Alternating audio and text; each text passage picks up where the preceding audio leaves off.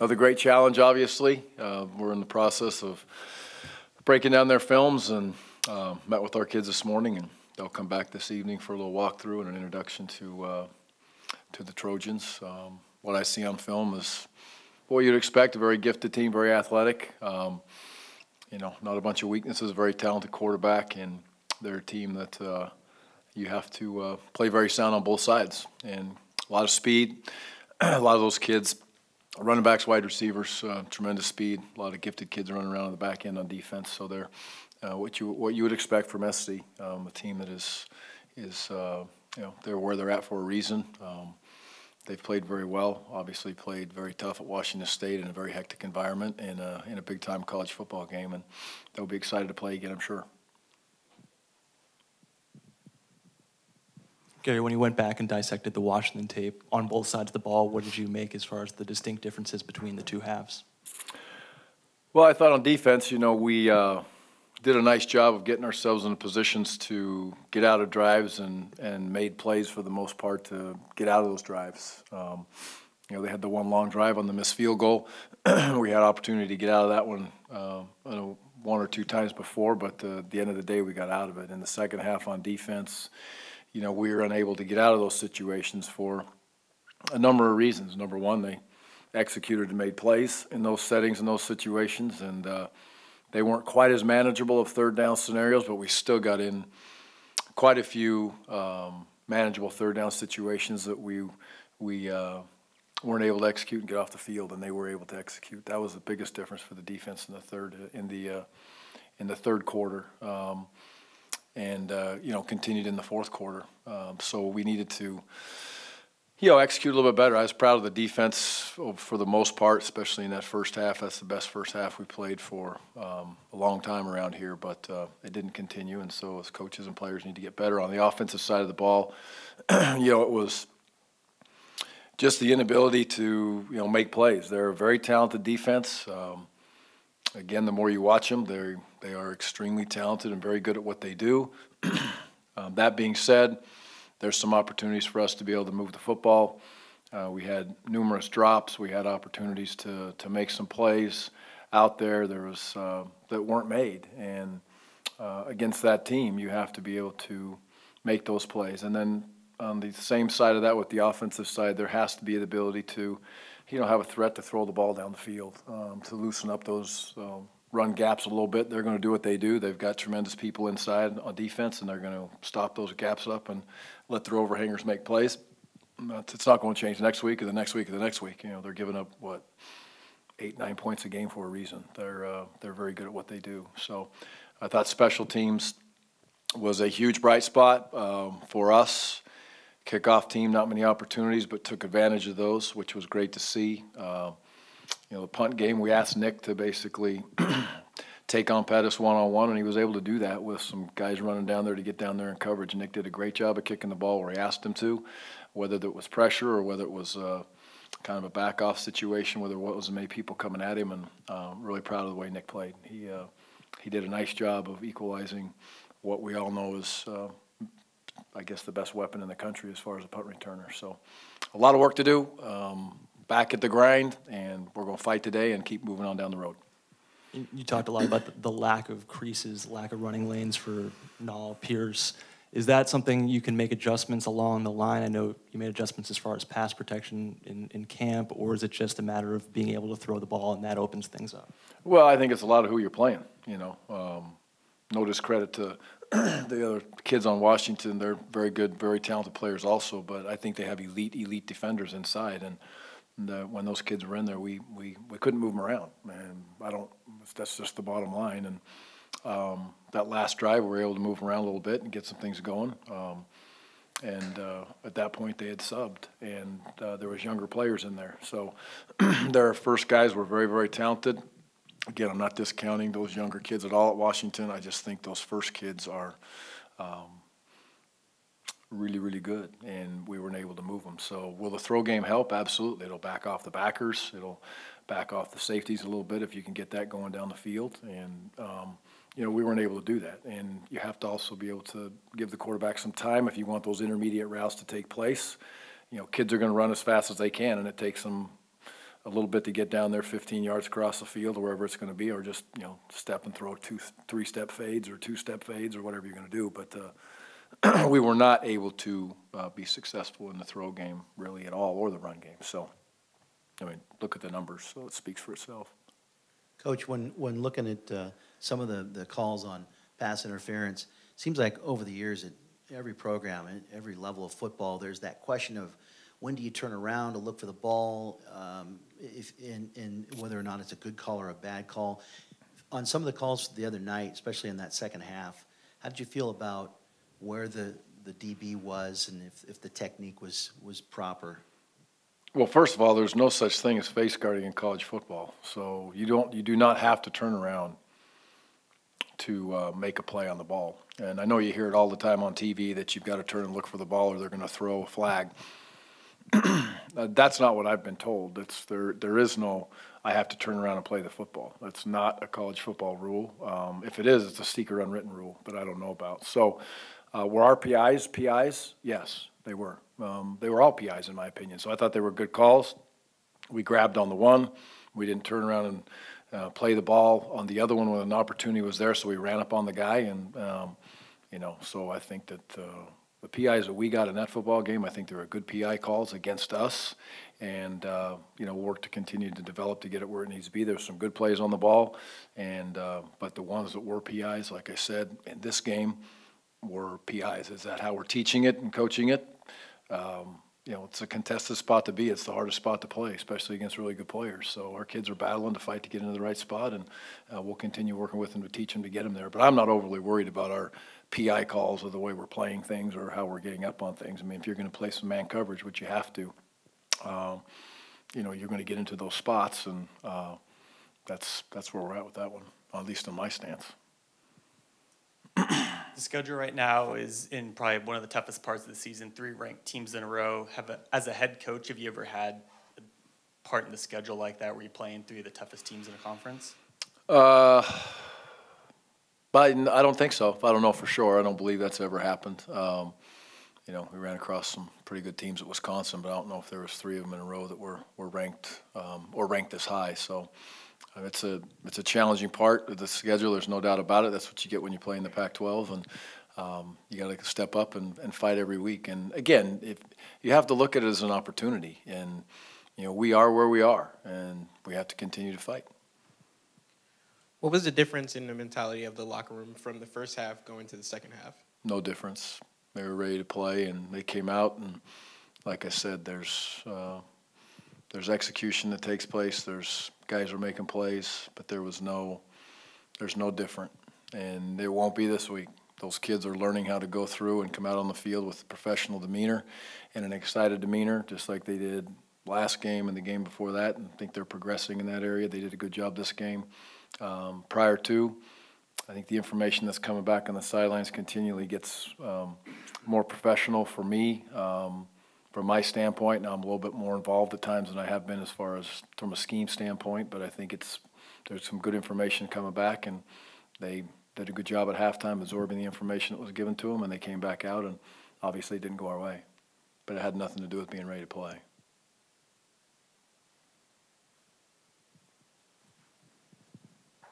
Coach, to get the sacks you did in the first half, when you look at it on tape, were some of them coverage sacks? Andre came late on the blitz. I mean, it looked like the defense was really functioning cohesively for most of that half. They did a good job on Andre's. Andre did a great job of splitting the double team. It was a 5-man pressure. I thought our pre-snap awareness on it was good. We got him a little bit confused, and they wanted to get a wheel route out of there on the backside and go for a big play, and it didn't. We got him a little bit dislodged within his timing of the route, and Andre split a double team and made a tremendous play, so it was well played. Manasseh's was a great individual effort. It was a double twist game on the other side away from Manasseh, and Manasseh came underneath a very talented tackle and beat him for a sack, which was good to see. So, there was some good things there. I thought those 3 sacks were big, and the pressure on the quarterback was a positive. So they did good. We let him get out a couple times, which was the first half. Touchdown, it's the ability to get the 4th rusher in there didn't quite take place, which allowed him to be able to scramble for the touchdown. Again, a great play by them, and a formation in the boundary that was by structure, good job by them, and we had an opportunity to get there, but we didn't. But I thought the pressure overall was a solid, and continue to work to get that better and better as we go forward. The 4th and 10 in the second half that Browning audibled out of a pass call. Yep. What does the defense need to do in that situation to prevent things like that on the fly? Well, we can get in a position in that particular play. We can get ourselves in a position to play the edges of the defense a little bit better. There's no doubt there, and rally up. And we had a couple opportunities for a tackle in that position in that setting that didn't actually take place. And our alignments can be better. So involved in all those things, it would be start on the side of the coaching. We're always going to put it, and if the kids aren't in a position to be able to make a play, then we've got to get them there. We've got to help them get in that position. So it was a good audible by a very good player in a situation that he saw what he saw. And, if I didn't think we were in a good enough spot to be able to have a chance to be able to stop that play, then, I should have called timeout, and I didn't. So I guess I should have called timeout. I know you've been more hands-on with the defense in the past, brought in Gary Croton as an offensive consultant. Would you ever consider this year doing something along those lines, or needing to see a fresh set of eyes for the offense? I haven't even really thought about it, to be honest with you. Haven't thought about that. You were asked earlier about the gauntlet of top 25 teams. What about quarterbacks from Falk to Browning to Darnold? I mean, these are some pretty tough guys in this league. Have you seen that before? Again, probably not back to back to back like that with three guys that I'm sure will all be playing on Sundays, or at least be on those rosters on Sundays. So it's a great league, and we're fighting our tails off to catch some of these people, and it's a big boy battle, and it's a big boy opportunity, and we get to play against another great one this week. So our kids will look forward to it, and we'll get to the game plan here, and coaches are up there working their tails off to try to figure out how to deal with another great one. There's no doubt, and a great team.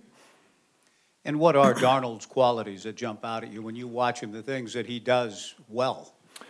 Well, he's a very good athlete, number one. He can get himself out of trouble. He's a big kid. He's hard to sack. I think his ability he can throw all the balls, and he has a good quick release that gets out of there. But, he'll throw some really tight balls into the middle of the field, and where not a lot of guys will spin that ball in there. And I've seen the film that I've seen this year, they're in there. And he's very confident in his arm. He thinks he can get it there very quickly. There's some very talented kids, and he's done that.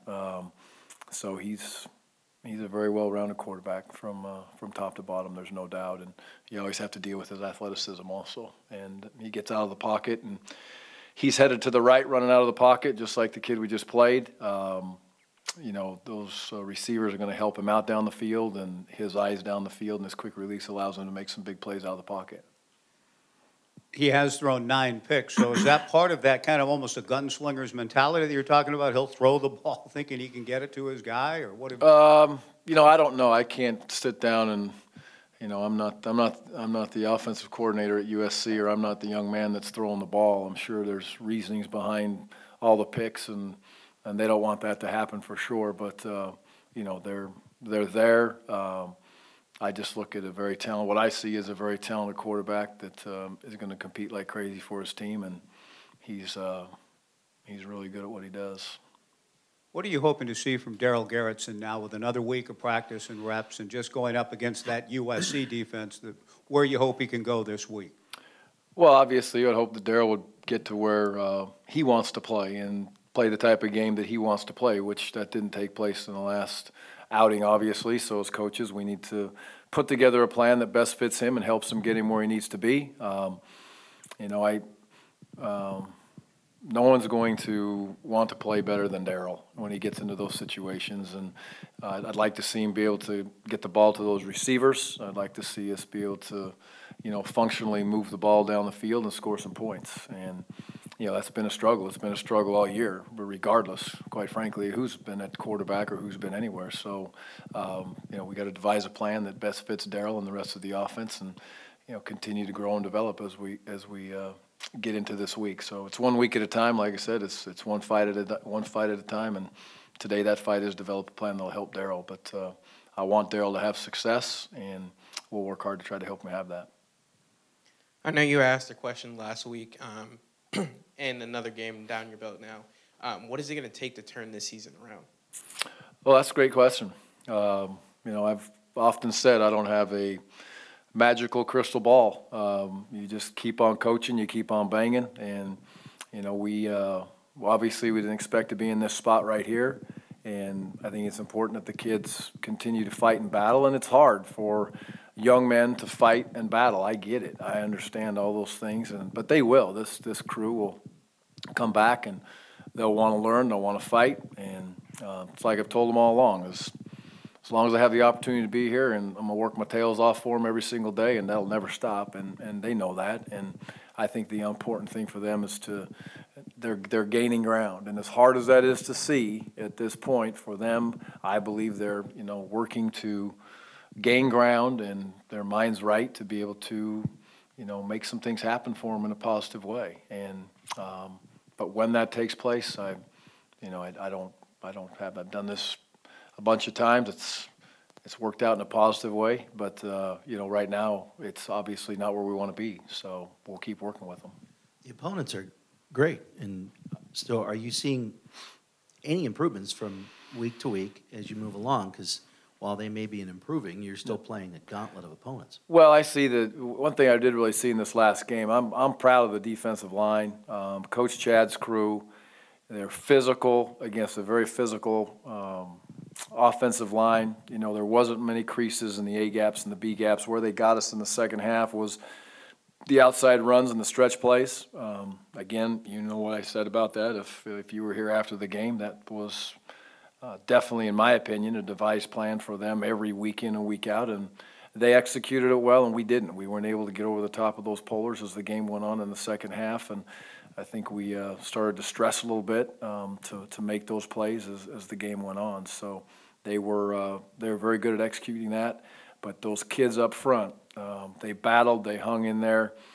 There was some knockback on both sides against a very talented offensive line, and to say that the line of scrimmage was not held by our inside defensive line guys, it was right there with them. And a very good fight from Washington, and I think a very good fight for our kids, and that was good to see.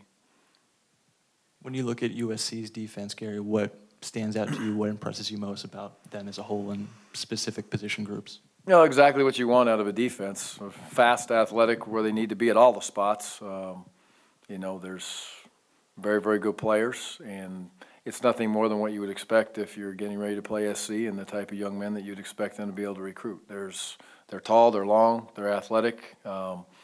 And they've got a good scheme behind them as far as what they try to get done from what I've seen on a little bit of the defense that I've looked at. But they're going to look the part, and it's what do you want out of defenders? You want athletic guys that are long and rangy and can tackle people and do all the things that they got to do and cover them, and they do all those things pretty darn well.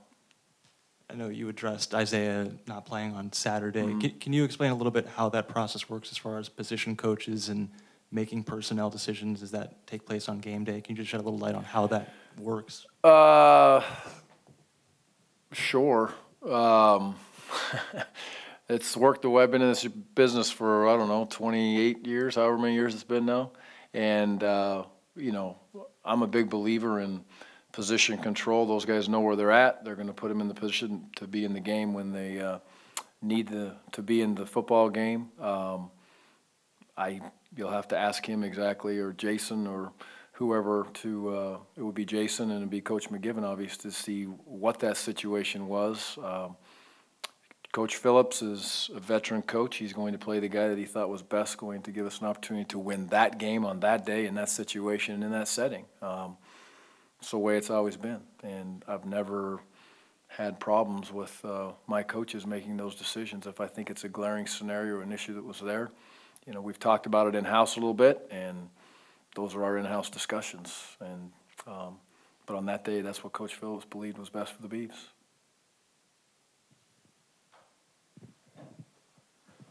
Obviously, Nall and Pierce went down in the Washington game.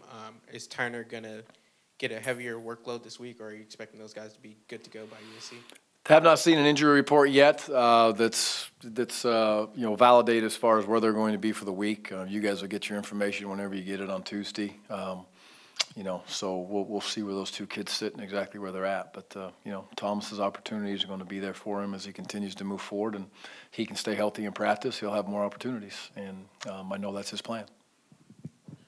Thanks, Coach. Good. Have a good afternoon. Thanks. Go Beavs.